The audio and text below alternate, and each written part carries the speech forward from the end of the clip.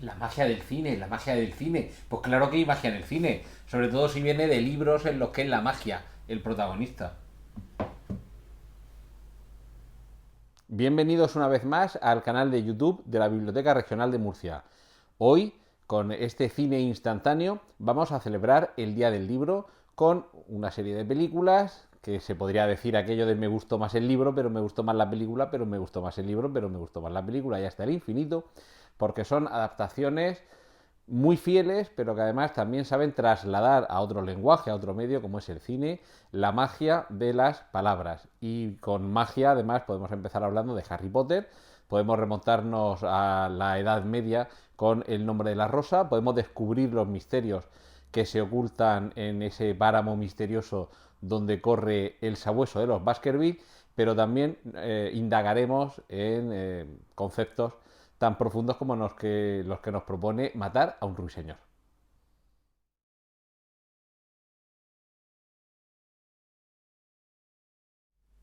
Me gustó más el libro, me gustó más la película, me gustó más el libro, me gustó más la película. En El nombre de la rosa, fijaos si el libro era complicado, que tuvieron que sacar las apostillas al nombre de la rosa para que se entendiera todo. Pues claro que tenemos que ir a ver la película, para que nos den ganas de luego leer el libro y después las apostillas, y después ver la película, y después leer otra vez el libro, después las apostillas, y después la película y el libro, las apostillas, el libro. La novela de Humberto Eco supuso una auténtica revolución. Era una novela de misterio ambientada en una abadía medieval con un fraile investigador que ya desde su propio nombre homenajeaba al personaje creado por Arthur Conan Doyle y que nos proponía una mezcla entre el esoterismo, la cultura, el miedo al fin del mundo, al apocalipsis, las profecías, una indagación en un laberinto repleto de libros prohibidos, una serie de personajes que además nos permitían no solo conocer los miedos de la época, sino también los miedos que se trasladan desde antes y desde ese momento hasta nuestros tiempos, como son simplemente el miedo a la libertad o el miedo al conocimiento, y cómo quedaba todo supeditado o subyugado al miedo que también imponía una jerarquía, en este caso la jerarquía eclesiástica, en un momento en el que en el seno de la Iglesia, como casi a lo largo de toda su historia, se han vivido momentos de incertidumbre, de temor y de confrontaciones que de fondo lo que tienen es una serie de conceptos filosóficos, metafísicos, espirituales e intelectuales. El nombre de la rosa, la película del año 1986, dirigida por Jean-Jacques Annaud, nos demostraba que Sean Connery, además de haber sido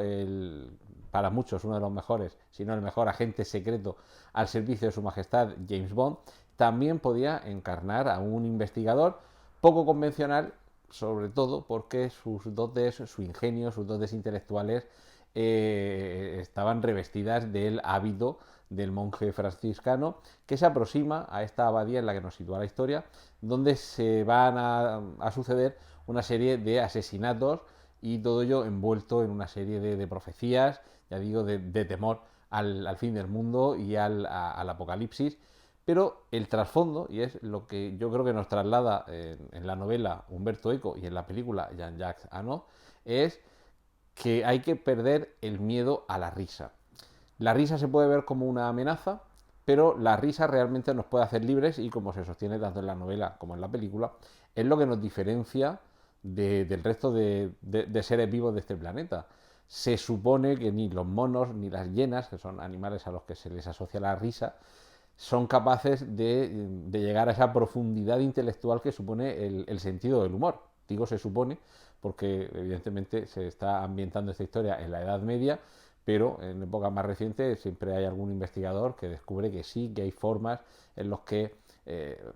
los delfines, los bonobos, en fin, algunos de los animales más inteligentes que hay sobre la faz de la Tierra, un poquito quizá por debajo a veces de nosotros, no sé si en algunas ocasiones por encima, pero sí que son capaces también de vivir de cierta forma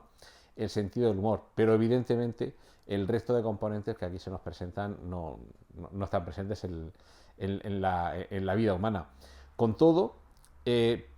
creo que es como el paradigma de la novela que mejor ha sido adaptada al cine. Evidentemente, cuando hablamos de adaptación, siempre en el camino se pierde algo. Más recientemente se presentó, se estrenó una miniserie televisiva que adaptaba El nombre de la rosa, ampliaba un poquito más, quizá trataba de ser un poco más fiel en algunos aspectos a la novela, en otros la traicionaba completamente, metiendo de por medio una historia de amor que no está presente en la novela y una revolucionaria que tampoco está presente en la novela, con lo cual, aunque en otros aspectos sí que trataba de ser más fiel, en otros la traicionaba, y quizá eso es lo que fundamente que siga siendo un punto de partida muy común el hablar de la película El nombre de la rosa como una de las mejores adaptaciones de una novela que se han hecho. Y ya digo que incluso traicionando en algunos aspectos, resumiendo, en la novela hay algunas conversaciones que van teniendo lugar en distintos días que en la película se tienen que concentrar en una única conversación, la que tiene lugar en el refectorio, en la que se van abordando esos conflictos que hay sobre ese libro perdido, bueno, uno de ellos, pero por lo menos en el que se concentra la búsqueda,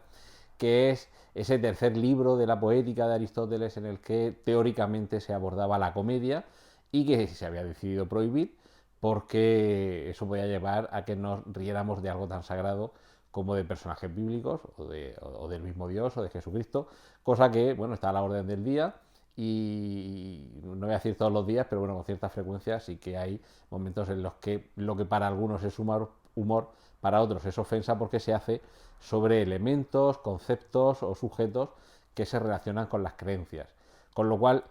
como digo, seguimos teniendo muy presente que lo que sucedía en aquel libro hoy sigue teniendo, y en aquella película, hoy siguen teniendo esa misma validez, que es la crítica al dogma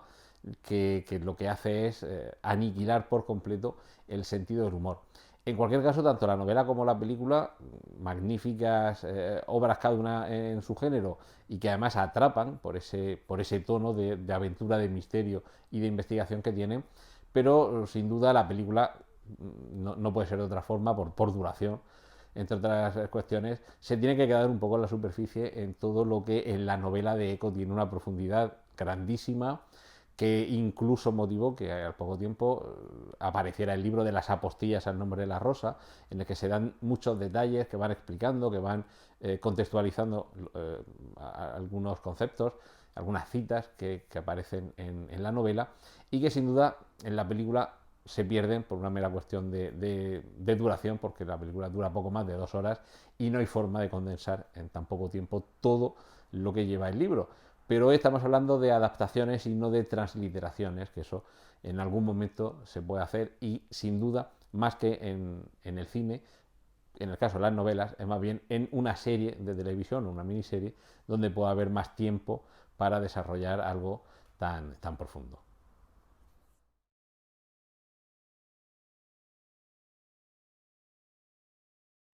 ¿Será posible que con todo lo que hay para elegir, con todas las aventuras, con las novelas, con los relatos, con las series, con las películas, de verdad que con todo lo que había para elegir de Sherlock Holmes, Rentero, te vas a la Hammer, que eso es cosa ahí de serie B, de sangre, de casquería, de escotes? Ay, si es que no sacamos carrera, ¿eh?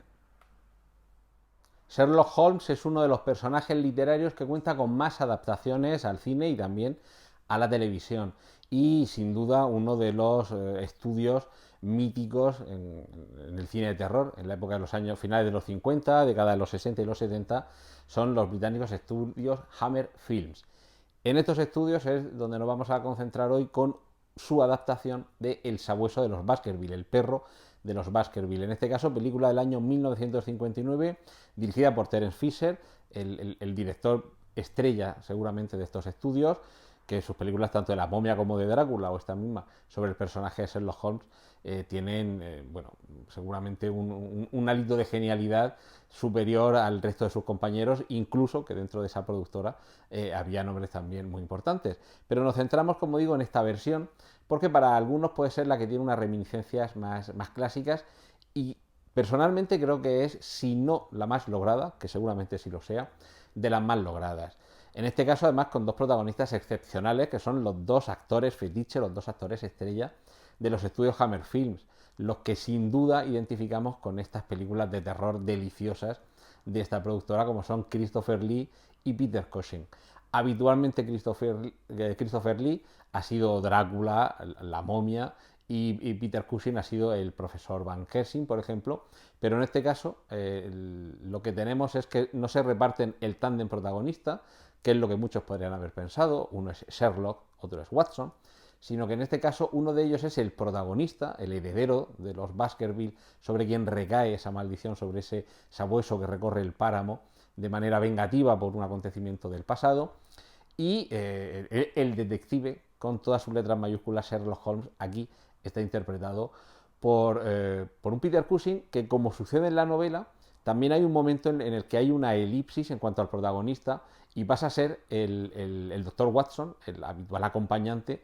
a quien se le cede el testigo para que se quede protegiendo a Sir Henry de Baskerville mientras Sherlock Holmes tiene que hacer unas gestiones en Londres. Parece que abandona la investigación, parece que el personaje hace mutis por el foro, pero realmente forma parte de la intriga para desentrañar el misterio. Como siempre en la Hammer, lo que vemos en esta película es una reconstrucción en cuanto a decorados, en cuanto a vestuario, fastuosa. No parece que sean producciones de serie B, cuando realmente no eran grandes superproducciones, pero desde luego en todo lo que vemos a través de la pantalla, perdón, no lo parece en ningún momento. Y como siempre en la Hammer Films, el uso del color, la fotografía, la luz, cómo se está quedando plasmado en nuestras retinas esa reconstrucción de una época pretérita casi inconcreta, podría ser desde el 1800 y pico hasta el 1900 y pico. Evidentemente sabemos que por la ambientación de las novelas de Sir Arthur Conan Doyle, las aventuras de Sherlock Holmes transcurren a finales del siglo XIX, pero es una época victoriana idealizada que nos transmite realmente una reconstrucción histórica un poquito falseada,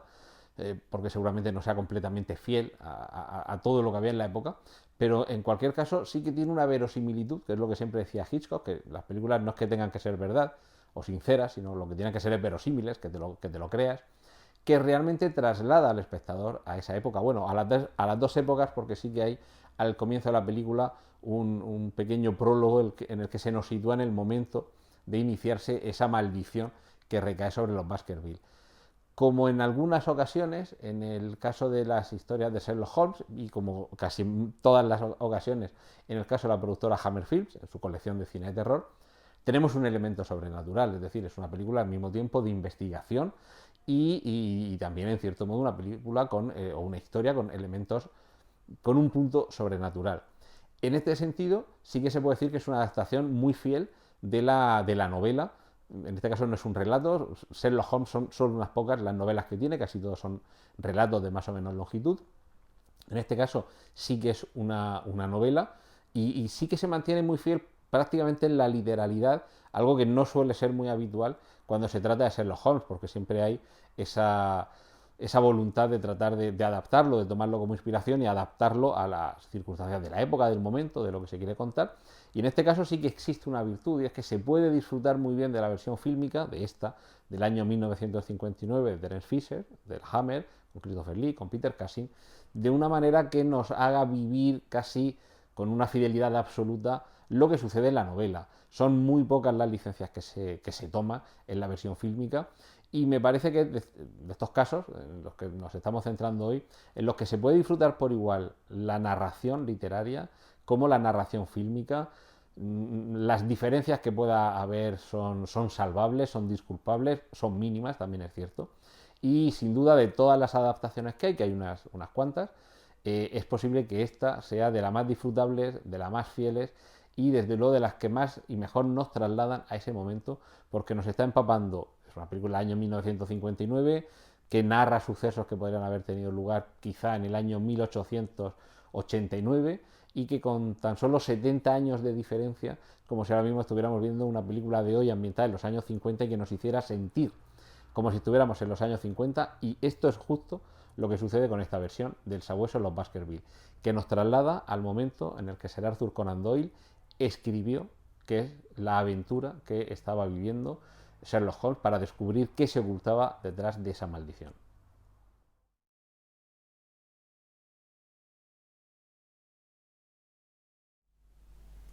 En el sistema educativo de Estados Unidos es obligatoria la lectura del libro de Harper Lee, Matar a un ruiseñor. Aquí en España lo obligatorio en los planes de estudios es leer La Celestina. Claro, así salimos. Es muy posible que con el tiempo se alcance la justicia con la que creo que se debe recordar a J.K. Rowling y todo lo que ha hecho porque millones de niños, millones de jóvenes y también millones de adultos se aproximen a la literatura y que le pierdan miedo a un tocho así de gordo o a 6 o 7 tochos así de gordos. La primera entrega de su saga de Harry Potter y la Piedra Filosofal, llegó al cine en el año 2001. No habían transcurrido demasiados años desde que la saga literaria se había convertido en un éxito y la película, previamente a su estreno, estuvo llena, o sea, hubo una expectación inmensa sobre cómo se llevaría al cine. Incluso en su momento hubo rumores de que Steven Spielberg dirigiría algún capítulo, pero finalmente la primera entrega cinematográfica estuvo a cargo de Chris Columbus, alguien que desde luego no es ajeno al cine que tiene como protagonistas a niños, porque, por ejemplo, Solo en casa es una película siempre a reivindicar y que dirigió él. En este caso, con toda una generación que ha ido creciendo tanto con las novelas como con los libros, se corría el riesgo de desencantar a millones de niños, quizá el lector, el espectador más exigente. Y creo que se estuvo a la altura, se convirtió en un fenómeno que incluso superó a las novelas y que desde luego generaba la misma expectación en cuanto a las colas en la puerta del cine tan largas o más y con la gente también vestida como si fueran alumnos de la Escuela de Magia de Hogwarts en las taquillas igual que en las puertas de las librerías. Es decir, que se trasladó no solo la historia, no solo el fenómeno, no solo el espíritu, no solo las sensaciones y las emociones y los sentimientos, sino que se trasladó la magia que habitaba en las páginas, y no me refiero a la magia de dentro de la escuela, sino a la magia que impregnaba esas páginas y que pasaba al espectador, también pasó en el cine a lo largo de una serie de adaptaciones que creo que ha habido en todas ellas se ha mantenido un nivel, ha habido una regularidad bastante encomiable y que sin duda en esta primera entrega, en Harry Potter y la Piedra Filosofal, ya dejaba claro que se había tomado todo con la seriedad adecuada, que no se trataba de un producto menor, que quizá el riesgo que se podía correr, el que se tuviera como un producto exclusivamente para un público infantil en el que se pudiera dejar de lado algunas cuestiones relativas tanto a la producción, los efectos especiales que fueran creíbles, por ejemplo. Esto es cuestión de dedicarle el suficiente talento y sobre todo el suficiente dinero, el suficiente presupuesto, pero también en la elección de los actores, los rostros, no tanto de los niños, porque evidentemente por la edad iba a ser muy complicado que fueran conocidos del gran público, pero también y sobre todo en los adultos, los actores que han ido interpretando los papeles normalmente de magos, de profesores de la escuela, o de príncipes mestizos, o de los padres o de los tíos de algunos de los alumnos, y ahí nos hemos encontrado con un elenco excepcional, disfrutable a lo largo de toda la saga, y que con mínimas excepciones es de las pocas sagas que además han sido trasladadas al cine, no solo con una fidelidad absoluta, sino además manteniendo, cuando no acrecentando, la cantidad y la calidad y la potencia con la que se ha llegado a millones de, en este caso, espectadores, como en el caso de los libros, a millones de lectores. Sobre todo, lo que creo yo que sobrevuela por esta película en concreto, la primera, Harry Potter y la Piedra Filosofal, es el dejar clara una mitología, una estética, un estilo, de manera que quien se haya imaginado cómo era Hogwarts leyéndolo en las páginas del libro, no se ve defraudado por lo que aparece aquí, que es el riesgo que se corre siempre cuando se traslada a imagen algo que permanecía solamente en el reino de la imaginación de cada uno de los lectores. Y aunque sin duda habrá quien tenga una imaginación todavía más desbordante y a quien la película se le pueda quedar corta, yo creo que en líneas generales la satisfacción es indiscutible y así lo demuestra el hecho de que continúen pasando los años y además de que las novelas se siguen vendiendo, y se siguen vendiendo muy bien, y se siguen incorporando nuevos lectores, con las películas sucede lo mismo. Quien no las vivió en su momento, estamos hablando hace 20 años que se estrenó esta primera película, y todavía lo asociamos, algunos lo asociamos mucho, a la saga de películas de Navidad, en la que en las semanas en torno a las fechas navideñas siempre hay un canal de televisión que aprovechan y cada fin de semana te van poniendo una el sábado por la tarde, otra el domingo por la tarde, a la semana siguiente se va repitiendo el patrón y es un poco como que se convierte en una cita anual que al final en muchas ocasiones duermes la película y te despiertas y mezclas una con otra, pero no te importa. Y el hecho de seguir viendo y viviendo esas películas es lo que hace cada vez más grande la categoría que creo que se le debe reconocer, el mérito que tiene J.K. Rowling, alguien que empezó su carrera literaria, aunque hubiera escrito algo antes, evidentemente, pero que empezó su carrera literaria con Harry Potter y se ha hecho grande desde el primer momento. Que eso esté más o menos equilibrado en la parte literaria y la parte cinematográfica es sin duda un gran mérito y algo que nos permite disfrutar de las dos obras casi por igual, que es un poco de lo que se trata hoy, de ver que hay películas y libros que si pusiéramos la adaptación y el original en una balanza no estarían descompensadas, sino más bien equilibradas, que al final creo que es de lo que se trata.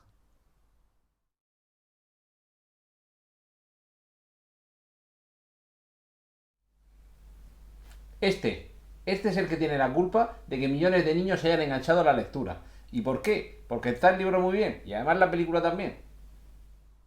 Para muchos, Gregory Peck es el padre perfecto. Y lo es gracias a la película de Robert Mulligan, Matar a un ruiseñor, que adapta la novela del mismo título de Harper Lee. Una película del año 1962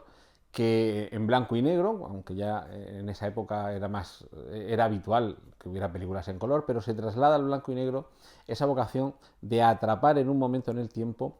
ese momento de conflicto entre un padre que es abogado, una persona recta, de principios y valores estrictos, pero no en un sentido rígido ni violento, sino más bien de ir por el camino recto, que trata de no de imponérselos, sino de trasladárselos a sus hijos, especialmente a su hija Scout, que se supone que la voz que nos va contando todo lo que sucede a lo largo de esta película, con un juicio problemático. Estamos en un lugar en el que el abogado debe defender a un acusado de un crimen horrendo y ese acusado es un negro en un momento en el que simplemente por ser negro ya eres culpable. Y además culpable de un crimen atroz, es decir, el escenario perfecto para que nadie tenga ganas de defenderlo, excepto esta persona que incluso aunque él pudiera llegar a pensar que sí, que esta persona ha sido culpable de lo que se le acusa, tiene derecho a que se le defienda, tiene derecho a un juicio justo y él debe de ponerse en esa situación y debe hacer comprender a su hija pequeña, Scout, que eso es lo recto, eso es lo que se debe de hacer, incluso aunque vaya en contra del criterio de todos los que te rodean. Eh, Primero la novela y desde luego creo que mucho más la película han sido capaces a lo largo de la historia de componer un personaje que me parece que se ha situado como modelo de integridad que muchos tratan de adoptar, que muchos tratan de emular o en la medida de lo posible de tener presente, precisamente por cómo Gregory Peck fue capaz de trasladarnos algo que con tanta potencia reside en el libro, que Matar a un ruiseñor es una de esas lecturas obligatorias en el sistema de enseñanza estadounidense. Igual que aquí podemos tener en España la Celestina, fijaos qué diferencia en cuanto a comportamiento moral, evidentemente en el caso de Matar a un ruiseñor para tenerlo como modelo de qué es lo que hay que hacer y en el caso de la Celestina para tenerlo como modelo de lo que no hay que hacer, pero es un libro que tiene esa importancia y que sin duda, posiblemente aquí en España la novela no sea tan popular, pero sin duda en Estados Unidos es una de esas novelas esenciales, fundamentales y que además contribuyen a establecer uno de los pilares de modelo de comportamiento que se echan tanto de menos en sociedad, que es la integridad, la rectitud y el convencimiento de hacer las cosas por tener una obligación moral de afrontarlas, aunque cualquiera te vaya a señalar con el dedo y decir cómo estás haciendo esto. Y decir, bueno, mis principios me llevan a que esto considere que es lo correcto y es lo que tengo que defender y es lo que tengo que hacer. Hay que aclarar también, y esto es una peculiaridad que sucede con esta novela, que Harper Lee, su autora, es de estas autoras o de estos autores de una única novela, aunque en su caso su segunda novela ha tenido una publicación más o menos reciente, hace unos pocos años, y realmente lo que ella le presentó al editor era una novela más amplia, lo que ahora se ha presentado forma parte de ese trabajo previo, pero había un momento de la narración que era lo que le interesaba al editor, y era los recuerdos de infancia de la niña, de Scout, cuando se acordaba de cómo era su padre, de cómo de íntegro era su padre y de cómo supo trasladarle una serie de valores. Y ahí fue cuando el editor, avispado, le dijo, esto es lo que me interesa, háblame de esto, cuéntame solamente esta anécdota y prescinde del resto. Y el resultado fue tan abrumadoramente excepcional claro, cómo escribir algo que sea capaz de quedar a la altura. De hecho, la novela que se publicó hace pocos años, que permanecía inédita, de Harper Lee, no alcanza ni de lejos, no solo la calidad literaria, que eso puede ser más cuestionable, sino la fuerza de la historia que hay detrás. Porque, desde luego, con Matar a un ruiseñor, lo que se estaba haciendo era tratar de educar a toda una generación o a todas dos generaciones, la de hijos y la de padres. Porque si hay muchos hijos que han querido tener un padre, como el Gregory Peck de Matar a un ruiseñor, también ha habido muchos padres que han querido convertirse ellos en ese modelo capaz de trasladar a sus hijos el modelo de comportamiento, de rectitud, de integridad que aparecen en este personaje, que aparecen en la novela, que aparecen en la película. En este caso, quizá está un poco desequilibrado el plato de la balanza en cuanto a popularidad, seguramente aquí en España, de la novela con respecto a la película. Son muchos más, sin duda, los que han visto la película o la conocen, que los que han visto la novela o la conocen. Así que sirva esto también de recomendación, tanto para una como para otra, y que no se desdeñe la novela, porque sin duda el germen de esa gran película está en esa gran novela.